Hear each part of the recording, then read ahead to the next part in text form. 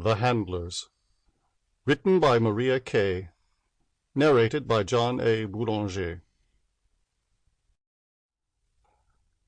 Frank Mallory no longer bothered using the whip. He knew the horses were giving it their all in one last burst of speed before their destination. It wasn't much of a burst, but that was all they could manage after an entire day on the road. Frank turned off the main thoroughfare onto an overgrown path. This was once a lovely approach to a plantation house that had since fallen into ruin. No matter, thought Frank, it still serves the purpose. He followed the driveway, but did not stop in front of the crumbling staircase that led up to the main entrance of the house.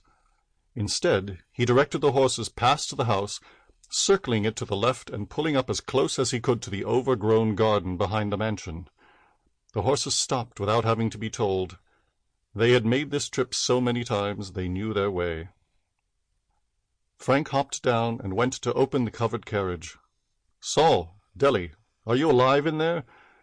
As hot as it was outside, the cloud of air that burst from the carriage when the door opened was like something out of an oven. Saul, huge, black, and sweat-soaked, clambered out of the stifling equipage. "Yes, we are all right, Frank." The two men reached into the carriage and helped out Saul's wife, Delilah. Taking one look at her wide eyes, her face, gray from heat and pain, and her arms, wrapped around the 6-month pregnant belly, Frank ran around the back of the carriage where a small barrel of water was strapped, along with a couple of buckets.